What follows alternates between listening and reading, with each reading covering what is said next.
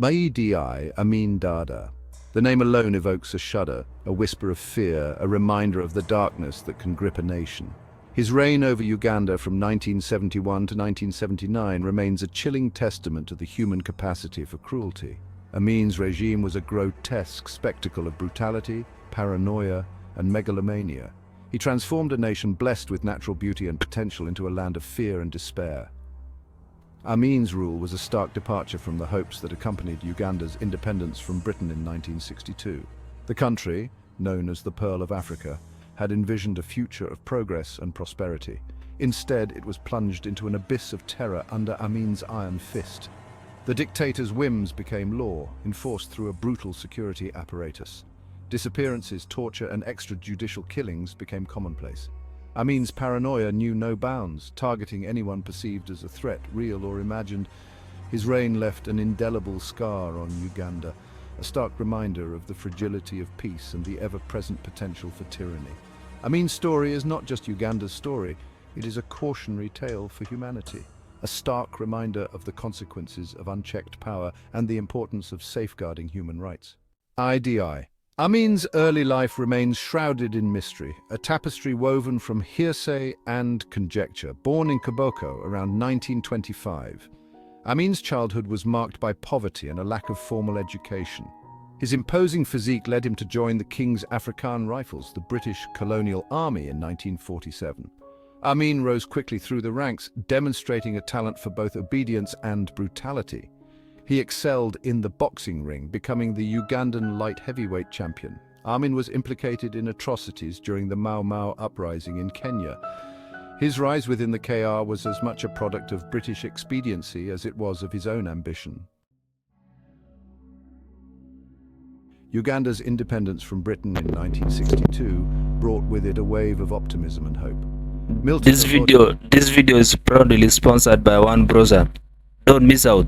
One Browser is the must-have tool of 2024. Try it now. Nation. Amin, by then a high-ranking military officer, exploited these divisions to his advantage. He cultivated close ties with Obote, becoming a trusted confidant and head of the army. However, Amin's ambition knew no bounds. He consolidated his power within the military, purging rivals and placing loyalists in key positions. As Obote's government faced increasing economic challenges and political opposition, Amin sensed an opportunity. On January 25, 1971, while Obote was attending a Commonwealth summit in Singapore, Amin seized power in a bloodless coup. The serpent had entered paradise, and Uganda would never be the same. Amin's coup was met with mixed reactions. Some welcomed his overthrow of Obote, who had become increasingly authoritarian. Others viewed Amin with suspicion, aware of his brutal past and his insatiable thirst for power. Their fears would prove tragically prescient. Within months of seizing power, Amin unleashed a reign of terror that would engulf Uganda in darkness for the next 8 years. Amin's rule was characterized by a toxic blend of brutality, paranoia, and megalomania. He quickly consolidated his power, eliminating any potential threats to his authority. One of his first acts was to order the massacre of Acholi and Langi soldiers, ethnic groups loyal to Obote, within the Ugandan army. This act of ethnic cleansing set the stage for the horrors that would follow. Amin's paranoia knew no bounds.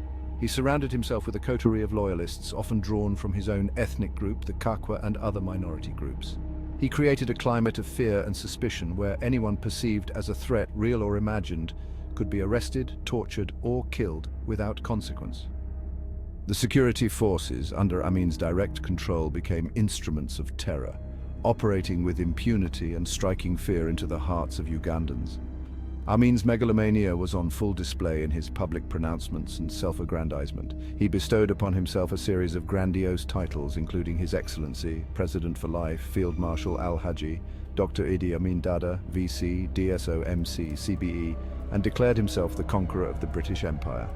He expelled foreign diplomats, nationalized foreign-owned businesses, and embarked on a series of bizarre and erratic policies that further isolated Uganda from the international community.